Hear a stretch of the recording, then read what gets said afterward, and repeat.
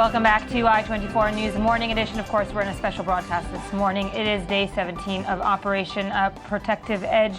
Just getting in some reports from Palestinian sources saying that John Kerry, the U.S. Secretary of State, spoke with the Palestinian President Mahmoud Abbas, and they decided upon some kind of agreement, of a ceasefire agreement, for 5 days, while pertaining, of course, to any kind of diplomatic negotiations efforts. So this is, of course, quoting Palestinian sources, and we will, of course, bring you any kind of update from that as it comes in. With me for this segment is Niv Calderon, a strategic communications specialist. Thank you, Niv, for joining us this morning. Welcome. Rachel Krauss, the Vice President of Operations at the Elevator Fund here in Tel Aviv. Thank you, Rachel. And Rabbi Yechiel Eckstein, the founder and president of the International Fellowship of Christian and Jews. Rabbi Eckstein, thank you for joining us. I do want to start with you, of course. This conflict in the Gaza Strip is very, very regional, but it's much more global if you look at it in a perspective of that, mostly because it happens every 2 years in the last decade. And it's hard for people around the world to comprehend perhaps what's happening in our region, but they all want to get somehow involved, whether positively, negatively, and so forth. Everyone has a say. Everyone has a say indeed, and the group that I work with for now 35 years are evangelical Christians around the world. The fellowship, or as we're called in Israel, the Keren L'Yedidut, we're the largest philanthropy. We raise $135 million a year, and we give it away mainly here in Israel and the former Soviet Union for security and for poverty. And we have 1.3 million donors, Christians who give sacrificially for Israel. Our average gift is $75, so we're really talking about people who care about Israel and the Jewish people and are standing by them at this time and for many crises before. I just got back from Chicago, where our headquarters in the U.S. are. I made fortunately the last flight here. Well, they renewed them, so you're good to go. Oh, good. Well, I live here, so right. And we raised in the past 2 weeks close to $3 million from Christians who are helping with everything from security here to helping the elderly, the most vulnerable segments of society, with food, with bomb shelters. We've built 2,300 bomb shelters here in Israel. So the point that I'm saying is that my target audience, my constituency, are Christians around the world who tell us and reassure us in deeds, as well as through their prayers and consciousness, that we are not alone and that we have friends. And because of the frequency, the unfortunate frequency of the conflict within the past decade, you can go back, of course, further. Do you see any trends within the increasing support, decreasing support, critical support? Has it changed over the years? It has. The days when I started the whole area of evangelical Jewish relations, there was no such thing 36, 37 years ago. The days of Jerry Falwell and Pat Robertson is still alive and well, but the days of the more, I call it, knee-jerk, biblical prophecy Christian supporters of Israel, they're still there. But the younger generation on the Christian side is dealing with the same issues that Jews are dealing with when they're coming at it from a liberal standpoint. That doesn't mean that they're supporting Hamas in this conflict, but it does mean that some segments of the evangelical young community are questioning that kind of knee-jerk support for Israel and have been taken by the problem of Hasbara, of the public diplomacy. Exactly. And I want to bring in Rachel to the conversation. Rachel, a whole new community, of course, is the high-tech community, the high-tech bubble, as Israelis like to call it. And it's a high-tech bubble that is also global because it starts in Israel, but of course investors and so forth are looking towards Israel for more and more investments and trying to grow this bubble to become a global bubble. In times of conflict such as this, is the high-tech bubble at all affected? The high-tech bubble has done a great job of working through the conflict. We've actually rallied our forces together, meaning our startup companies. I represent a fund that invests in early-stage tech companies, and during this conflict, while we've been continuing to work, we said, let's do something for the people of southern Israel. So we got together, we built a website that enables people to deliver food to families in the South while purchasing that food from businesses in the South. We partnered with the Latet Foundation organization, which is a humanitarian aid organization that operates year-round.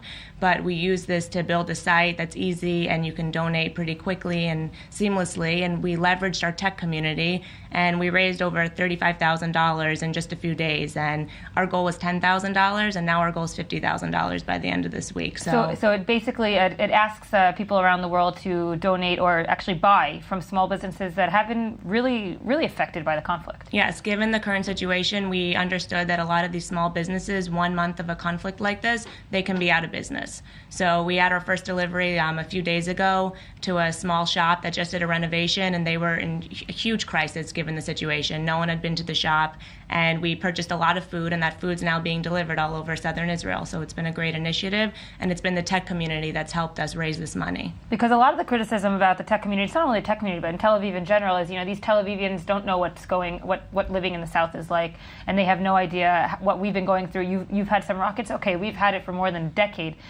Is the tech community, can it be more integrated, or do you feel that this operation, of course, looking at past operations, the tech community does understand that they're part of a different situation? Again, I'm in Tel Aviv. I haven't been in the South, so I can't speak for the difference and probably how intense it's been for the people over there. What we're trying to do is help as much as we can, and I think Tel Aviv has been a little shaken this past few weeks, but again, nothing compared to the people of the South, and that's why we're making this initiative.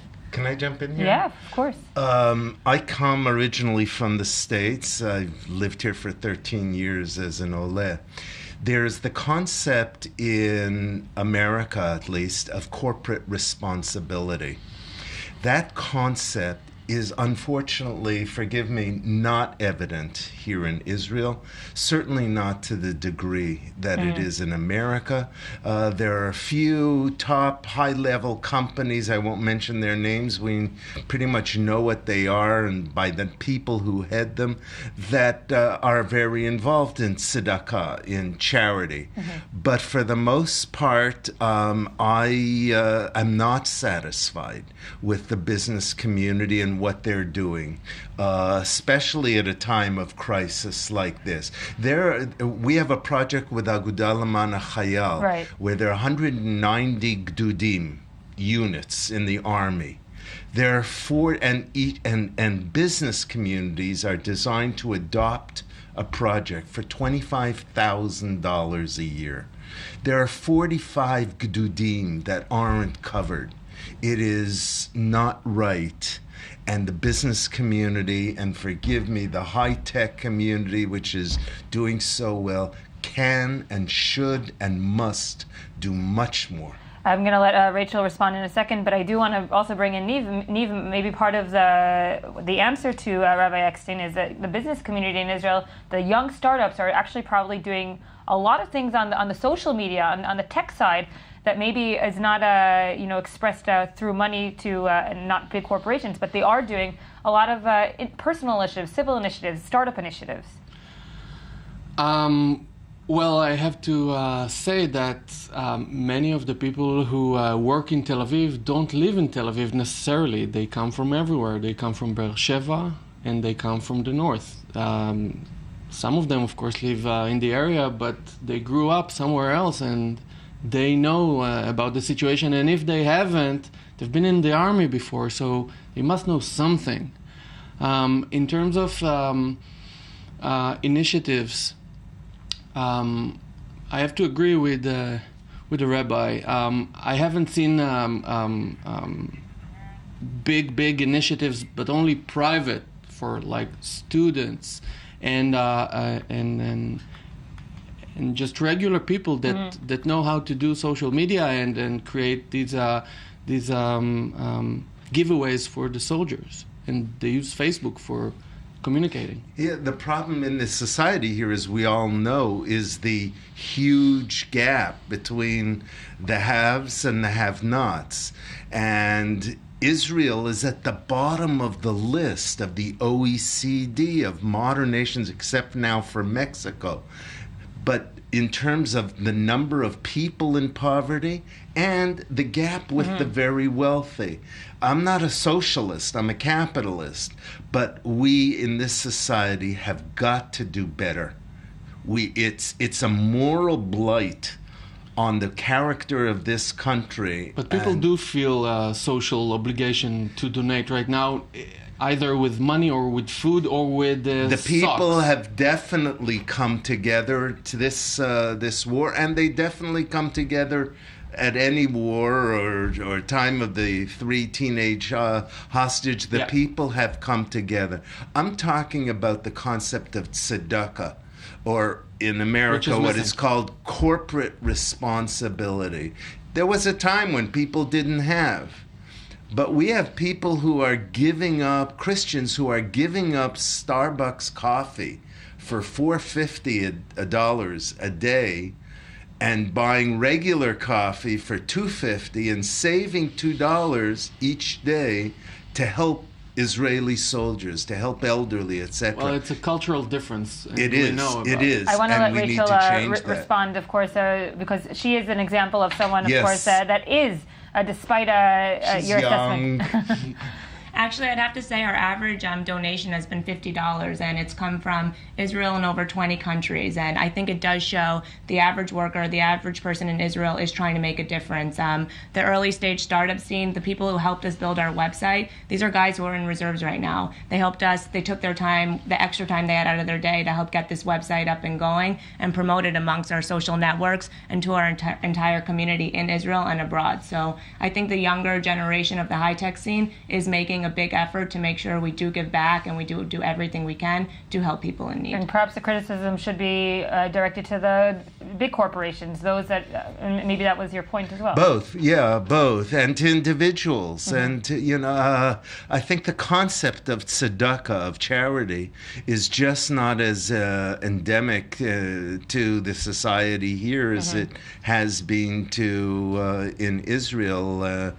There's no reason that Christians in America should have to be feeding the elderly poor in Sderot now.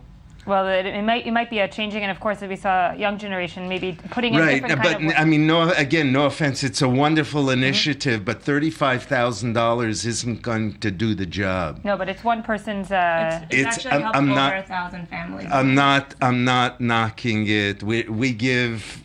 We're $135 million, and it's not enough.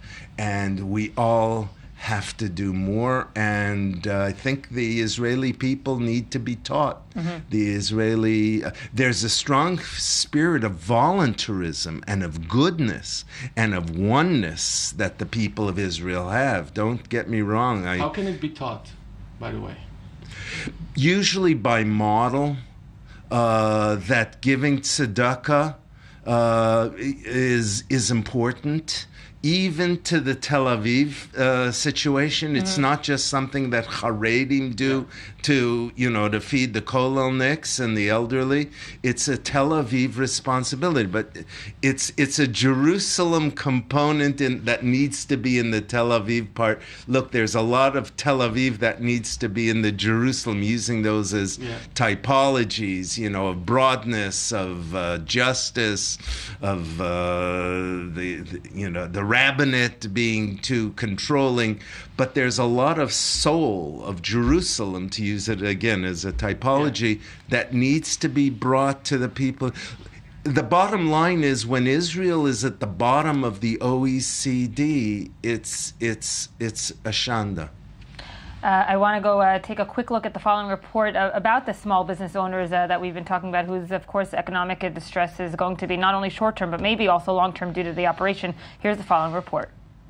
6 months ago, two brothers from Netivot, near the Gaza Strip, set up a new entertainment center, games, club, and even a spa.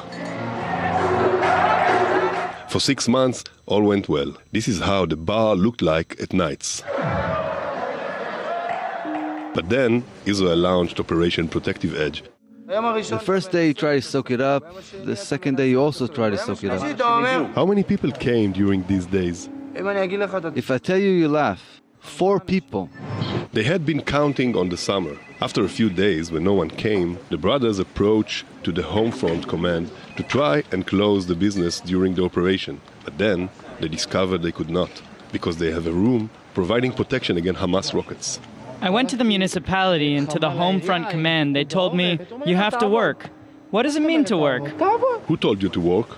A directive from home front command. They know that if you'll open, no one will come. Why close you down and then they'll have to pay you for lost business days? They is the state that asks its people to be patient. But, the brothers feel, tries in every way it can to evade compensating small businesses which lose money because of what Israeli calls the situation. In the meantime, the brothers have decided to close their business temporarily to save money on costs. I pay the rent, on taxes, I pay VAT, I pay property tax. What will happen to us? When the end of the month comes, I need to give checks. Those checks have to be paid. How can I, without working for maybe a month, what can I do? When I have to pay 400,000 shekels in debts, what can I do? How can I repay this money? I cannot work, and I still have to pay everyone. How can I deal with that? Officially, after the last operation in Gaza in 2012, the state paid compensation to small businesses. But the money arrived only after 6 months. After the last operation, I received compensation of around 5,000 shekels. It did not cover my losses. What's 5,000 shekels to a coffee shop that has to pay its suppliers, has to pay taxes, rent and wages? It's kind of a hump on our backs that it'll take years to straighten. In the marine in Ashkelon, just north of the Gaza Strip, they waited for this summer desperately. They still carry the hump from the last operation. A World Cup summer is always a good chance to increase income. So they bought television screens, hired new workers and invested money. I already spoke to my bank this morning. I asked them to be patient because I have an overdraft in my account. If no one will find a way to deal with small businesses like mine, I don't believe they'll survive. They'll have to shut down, my business included. If I won't bring money from the outside and the state won't help me, this business will shut down or I'll have to sell.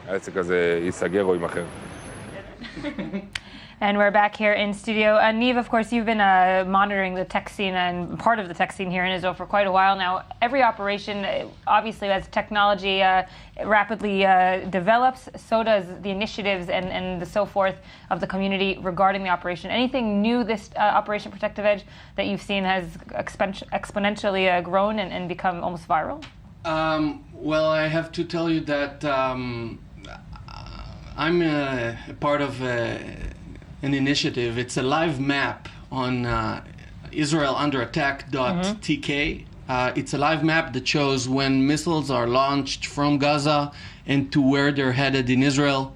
It's really it's live. It's live. It looks good. You can see actually the arrows flying, and you get a real live personal feeling of, wow, it's happening right now while I'm looking at it. And so I think people should look at it. It gives a real sense of what's happening in Israel. It's a new thing. It's only like 4 or 5 days old. And we've been seeing traction to it, press coverage.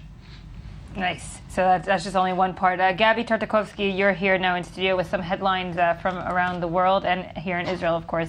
What do you have? Walla reports that 3 IDF soldiers were arrested and investigated for sending fallen soldiers' names on WhatsApp. The military police corps arrested these soldiers who are suspected of leaking information regarding the 13 Golani Brigade troops who were killed last Saturday.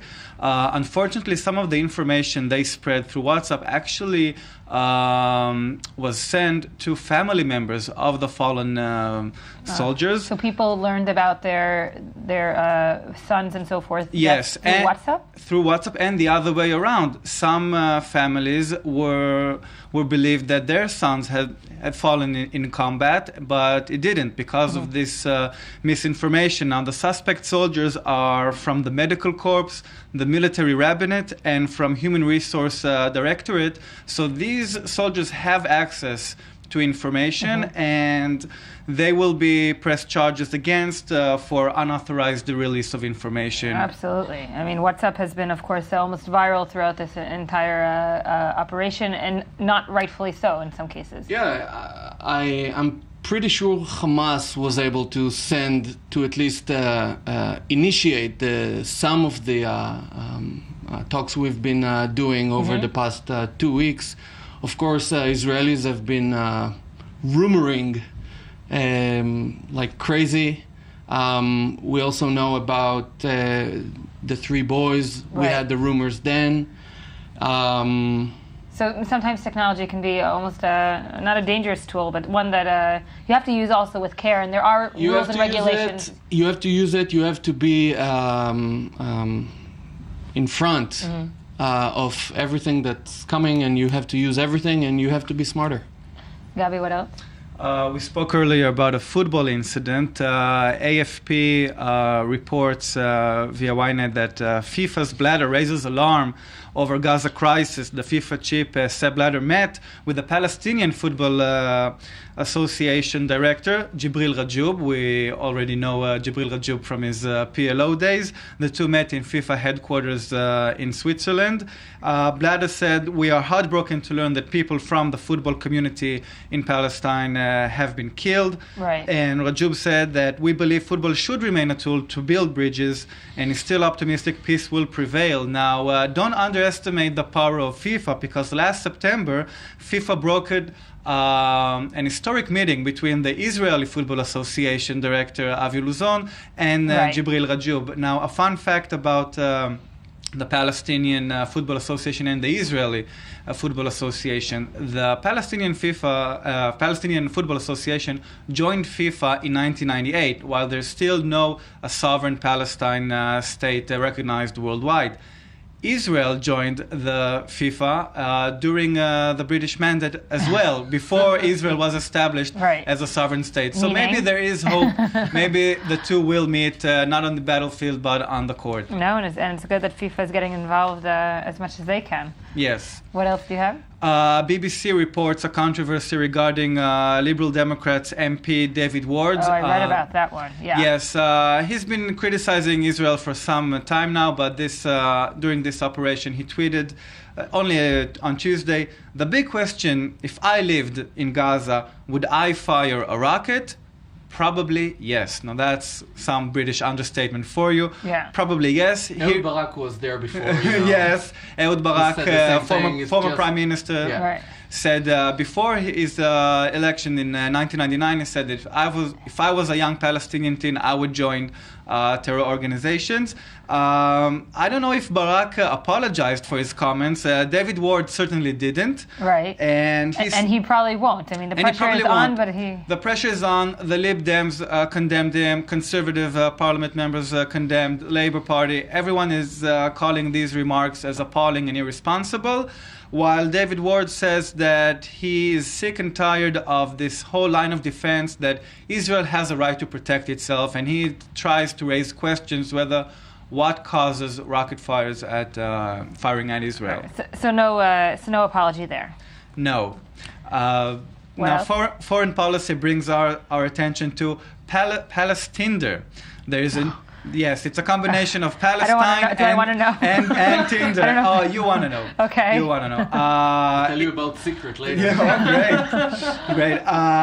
So apparently a group of young Americans who volunteered in Ramallah and various other places in the West Bank decided to check out how the Israeli-Palestine conflict will reflect in dating applications such as Tinder and Grindr. So they logged in and posted their various conversations with both Palestinians and Israelis. And you can see some very strange pickup lines.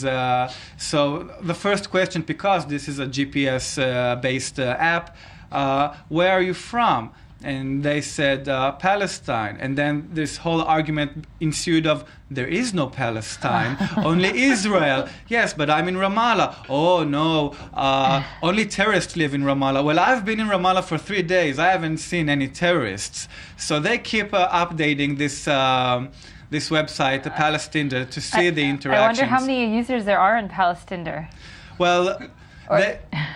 Well, there's still it's still a small. Is it as hot and heavy as it is in NYC? No, still but not.